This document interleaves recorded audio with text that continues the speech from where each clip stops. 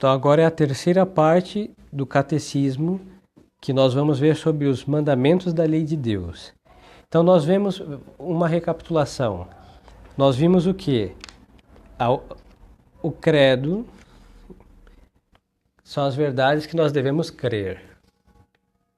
Depois nós vimos o que? A oração, que são as graças que nós devemos pedir. Aí vimos o Pai Nosso e a Ave Maria, como as principais orações. E agora nós vamos ver os mandamentos, que são as coisas que nós devemos fazer.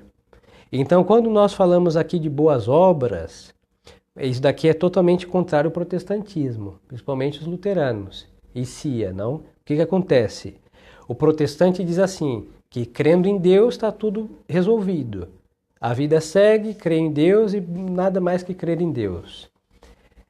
Não é o que nosso Senhor ensinou. Nosso Senhor diz que quem me ama guarda os meus mandamentos. E para guardar os mandamentos, nós vamos ver aqui que nós devemos fazer muitas coisas. Em definitiva, quais são as muitas coisas? Praticar muitas virtudes. Desde o primeiro ao 10º mandamento. Certo? Então aqui são as boas obras. Ninguém maior com uso de razão pode entrar no reino dos céus sem obedecer os mandamentos. É impossível, hein? Primeira violação dos mandamentos da lei de Deus chama pecado mortal. E um só é suficiente para... É uma coisa muito séria. Porque existe esse quietismo de uma fé malsana, insana, do protestantismo, que é assim, eu creio firmemente. É o que dizia Lutero. Creia firmemente e peque mais veemente ainda. Por quê? Porque ao crer... Deus, como que se estivesse assim extasiado da sua fé nele e fizesse vistas gordas ou grossas aos seus pecados. É importante você crer em mim e o céu está garantido. Não é isso não, hein? Pode-se ter a fé firmíssima, mas se não tiver as boas obras, ninguém se salva. Porque ninguém vai para o céu sem merecimento. É impossível. Fala muito hoje, né, padre? Que isso. Mostra um Deus muito misericordioso. Então é o seguinte, eu realço isso daqui porque no tradicionalismo também tem esse quietismo malsano. As pessoas pensam que só por a gente não ir na missa nova, por as mulheres colocar uma saia, a gente rezar um terço em família, e aí nós não dizermos os absurdos do modernismo, que nós estamos salvos. Lê do engano, hein? Nós somos obrigados a guardar os 10 mandamentos sempre. E não é somente ir à Santa Missa que estamos eximidos de guardar. Não existe nenhuma obra que nos exima de cumprir os 10 mandamentos, hein? Nenhuma. Todas as almas que querem entrar no reino dos céus têm que obedecer os 10 mandamentos. Então, quando nós falamos de boas obras, às vezes nós falamos, as obras de misericórdia. Magnífico. Tem as espirituais e tem as corporais que nós vamos ver a seu tempo. Mas não é somente aquelas 14 obras, mas também a prática e de modo específico a prática das virtudes. Então nós vamos ver cada uma a seu momento. Por exemplo, no primeiro mandamento, amar a Deus sobre todas as coisas. Está nos mandando amar a Deus. E para amar a Deus nós nos deparamos com o quê? Com todas as práticas da religião. Aí vem a virtude da religião, que é uma virtude, hein? E que nos manda o quê? Dar culto público a Deus. Aí nós vamos ter a Santa Missa, depois as práticas pessoais nossas para com Deus, aí entra a oração da manhã, oração da noite, exame de consciência e as práticas de devoção, mas são práticas de virtude, ou seja, são obras boníssimas que nós devemos fazer para poder obedecer esse mandamento. O mandamento para ser obedecido está vinculado com muitas virtudes anexas a este mandamento. Então não existe esse quietismo de uma fé do budismo, nirvana, de ficar contemplando e ficar sem fazer nada. Isso não existe, hein? Isso é pecado. Porque no céu ninguém entra sem merecimento, né? Por isso a igreja chama militante. Nós temos que militar, trabalhar, lutar, e isso tudo aqui é indispensável para entrar no reino dos céus. O senhor dizia, é verdade, hoje no modernismo tudo se resume a um amor ao próximo, uma filantropia, um amor a Deus muito sentimental. Mas vamos lá, vamos ser sinceros, todo mundo que ama alguém faz muito por esse amado. Porque se não faz nada, não ama, hein? Isso é romantismo. Não existe amor quieto e de braços cruzados. Não existe. E são palavras grátis que saem da boca para fora. Mas se provém do coração, nós fazemos um monte de coisa para a pessoa amada. Arriscamos até a própria vida, se fosse o caso. Então, para Deus também, se amamos a Deus, nós temos que fazer um monte de coisa por Deus. E para não ofender a Deus, nós temos que praticar um monte de virtudes, extirpar um monte de vícios, em realidade todos eles. Então tem muitas boas obras, hein? Então isso daqui nos faz diferentes absolutamente, essencialmente, do protestante. O protestante consiste a sua fé e salvação no crer. E a nossa fé e salvação consiste em quê? Em crer em Deus e trabalhar para a sua glória. Então são a nossa fé e as boas obras. Se eu tenho as boas obras sem a fé, não serve de muita coisa. E se eu tenho a fé sem as boas obras, de pouca valia também. Então vamos aqui depor todo esse engano que existe, porque hoje colocamos tudo de trás da Santa Missa, de trás de certas práticas, e não, hein? Todos estamos obrigados aos 10 mandamentos da lei de Deus. Então aqui são 10. Deus não pediu nem mais e nem menos. E pediu não, ele mandou. E estes mandamentos, a tal é a sua importância, que esses mandamentos estão escritos na consciência de todos os homens, quer católicos, quer acatólicos. Basta ser um ser humano com uso de razão, que nós perguntássemos a ele, lhe parece normal desobedecer seu pai e sua mãe? Qualquer menino com mínimo de juízo vai falar, não, padre, isso daí é um absurdo. Que ele não obedeça outros 500. Mas que veja que isso está... Por quê? Está proibido por Deus. Eu não posso desobedecer. É 4º mandamento. Se eu perguntar para alguém com mínimo de moral, pode só roubar? E me responderá, não, padre, isso daí é uma coisa feia. Até um ladrão é capaz de dizer isso, hein? Por quê? Porque os 10 mandamentos estão inscritos na nossa consciência. Deus colocou nas tábuas de pedra de Moisés, mas escreveu já nos corações de todos os homens, hein? Se eu perguntar para alguém, parece justo levantar falso testemunho? Não, isso é um absurdo, padre. Por quê? Porque está escrito lá. Talvez ele não vai saber que é o tal mandamento, mas lá dentro ele diz, não farás isso. Então é uma coisa que ninguém pode se desculpar diante de Deus e falar, Senhor, eu não sabia os 10. E se nós não sabemos é porque não lemos o que a nossa consciência tem escrito. E calar esta voz que nos dita sempre o que deve ser feito e o que não deve ser feito também, já é uma grave mazela moral e isso é um grave pecado. Então temos 10 mandamentos. Terceira parte do Catecismo, capítulo 1. De que trata a terceira parte da doutrina cristã? A terceira parte da doutrina cristã trata dos mandamentos da lei de Deus e da Igreja. Aqui vamos ver os 10 mandamentos de Deus somente. Depois os 5 mandamentos da Santa Igreja. Quantos são os mandamentos da lei de Deus? Isso daqui tem que saber de cor e salteado, de ponta cabeça, de lado. Eu sei. Muito bem. É o primeiro. Todos os 10 mandamentos. E eu prometo que antes da conclusão deste ano, sem avisar, eu vou dar uma prova, hein? Para adultos e crianças.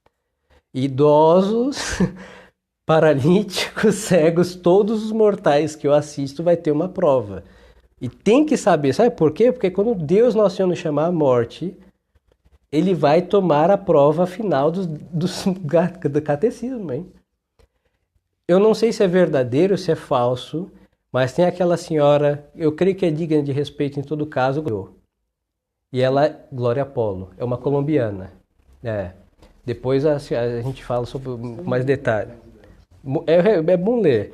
Ela foi fulminada por um raio com um sobrinho. O sobrinho ela veio para o céu. É muito belo o relato e muito conforme a nossa religião.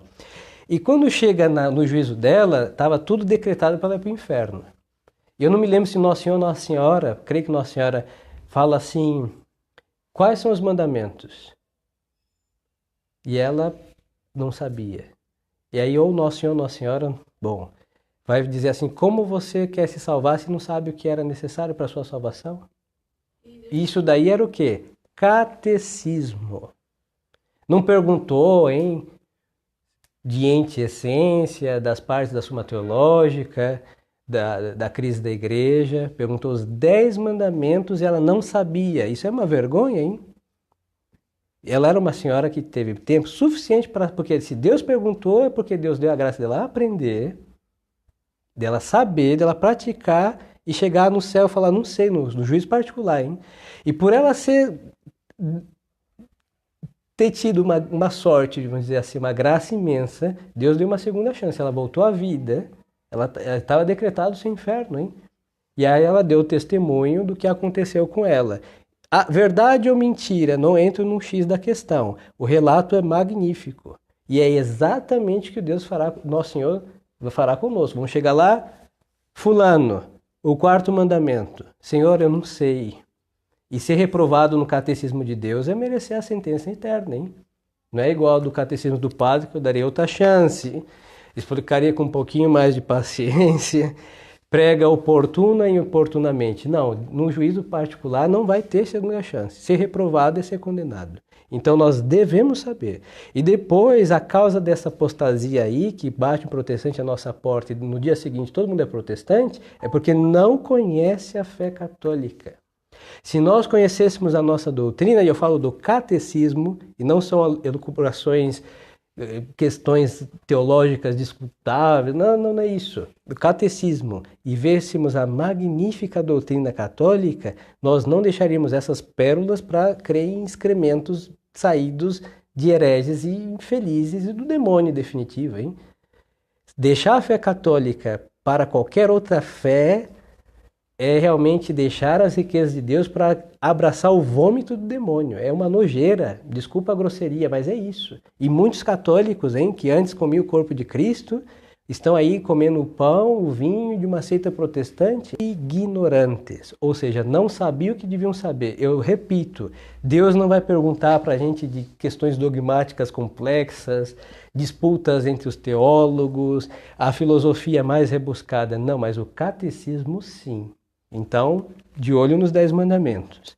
Primeiro, amar a Deus sobre todas as coisas. Segundo, não tomar seu santo nome em vão.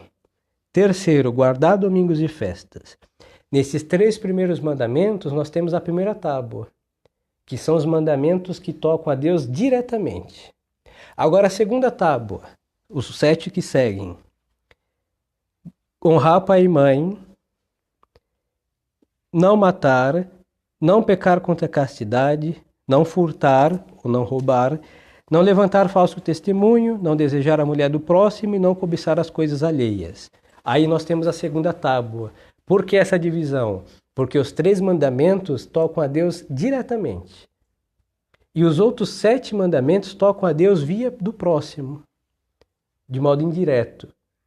Então, por isso Santo Agostinho aqui resumia tudo muito magnificamente. Ele dizia assim, ama a Deus, que é o primeiro mandamento, e faça o que você quiser.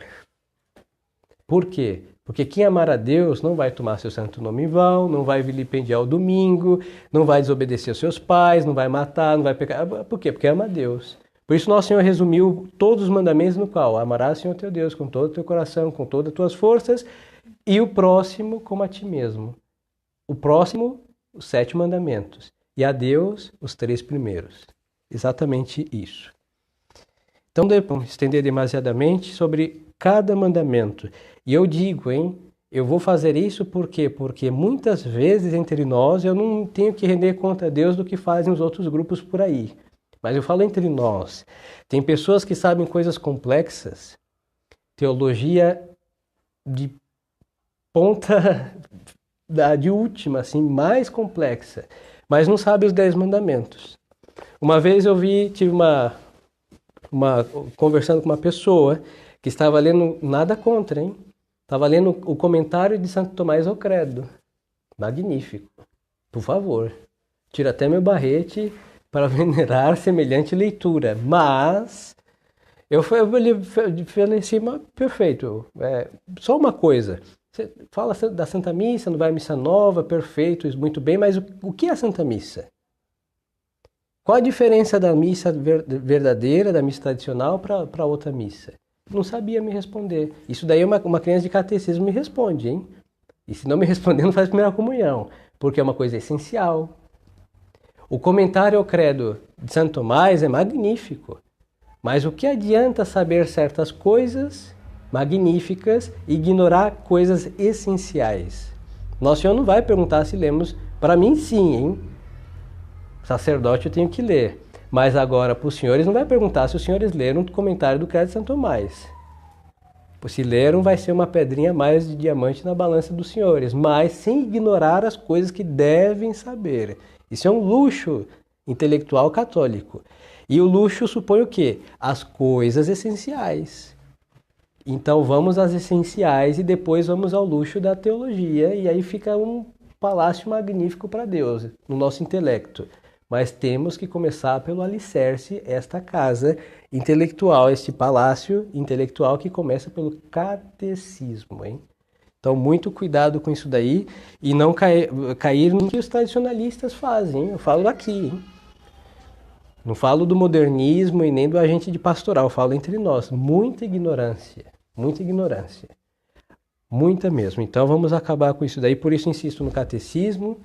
O padre sempre fala, dou o catecismo em cada lugar, eu vou seguindo, mas depois eu posto lá, os senhores podem ouvir acompanhando, devem ouvir acompanhando, qualquer dúvida, sempre estou à disposição, mas acabar com essa ignorância e atenção muito nos mandamentos, porque se nós não fazemos o que eles nos mandam, ou não fazemos o que nos proíbem, nós não obtemos a salvação. É impossível chegar ao céu sem os merecimentos da observância dos 10 mandamentos.